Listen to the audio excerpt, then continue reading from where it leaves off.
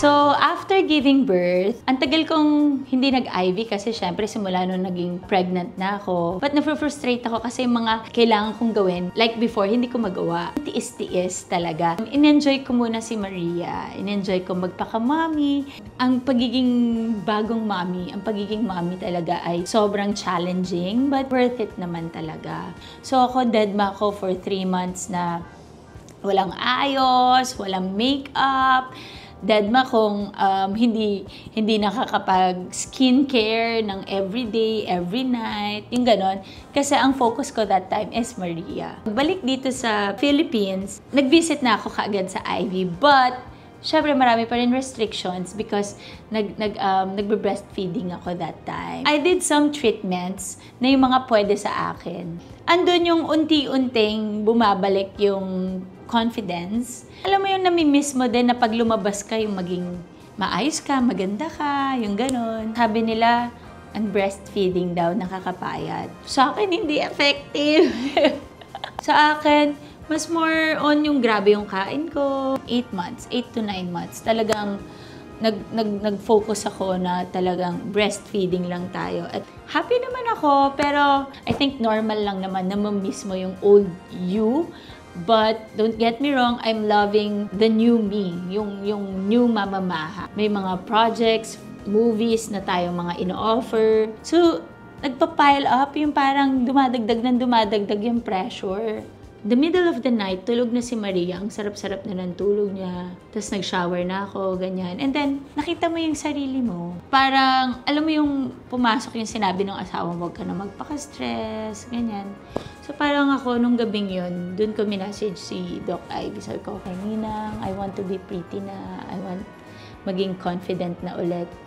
And then, sabi niya, come, visit Ivy, pag-usapan na natin. Siyempre, nangarap tayo ng todo. Sabi ko, Doc, gusto ko ng wedding weight ko. 112 yun, ay 110. So now, from January na I'm 143, I'm now 120. Nag-consult kami sa nutritionist sa IV.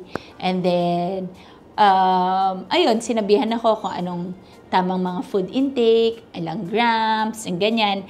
But then, again, consistency is the key. Twice or thrice a week ako before. 'Di ba? Yung talagang yung from January, Feb, March, yung sabi ko kailangan kong pumayat bago mag 1-year-old si Maria, 'di ba? Tapos para kung may matuloy man sa mga projects ko, at least confident na ako na sa harap ng camera ulit. Yung gano'n. Maliban pa sa birthday ni Maria, isa sa sinabi ko kay Doc, I will be launching my own product. So mas doon yung parang, oh sige, maging consistent ka talaga sa pag-visit ng IV. So nagpupunta ako dito for M-Sculpt. Twice a week pwede yan gawin. And then, I did Vixen. So, I did meso in my arms, meso sa tummy. And as much as I want ipakita na yung result, meron pa akong ginagawang isang treatment for my stretch marks. Sobrang ganda. OA na kung OA, pero ang laki na ng ginanda niya. So, yung treatment na yon, ang tawag doon is Carboxy. As in, akala ko wala nang pag-asa.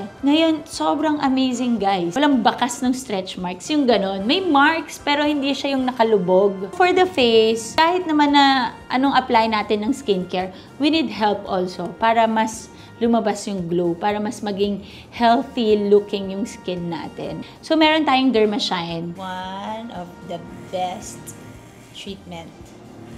Yung result kasi after, kaya kong lumabas ng bahay nang walang makeup. Ginagawa niyang healthy yung skin mo. Naging healthy talaga. Ginagawa ko po to because done na po ako mag-breastfeeding ng January. So, yun yung mga na-miss nating gawin. Siyempre, nakabantay tayo sa food intake natin. Salamat sa nutritionist natin. Nandito tayo lagi sa IV para mas gawin pang, alam mo yan, i-enhance nila kung ano mga dapat pang i-enhance. Sabi nga, take your time. Which is, ako naman, ganun talaga. So, sa mga mommies na nakaka-feel na hindi kayo confident, I feel you, naramdaman ko yan.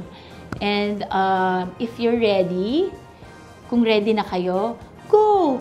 Magpaganda kayo, gawin nyo kung ano yung makakapagpa-happy para sa inyo.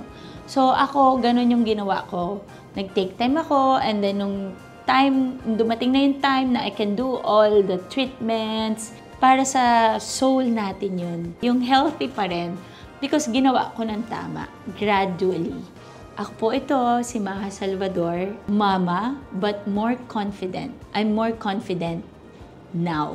Done for today! Done for all the treatments na kailangan ko. Happy ako dahil nagawa ko talaga lahat.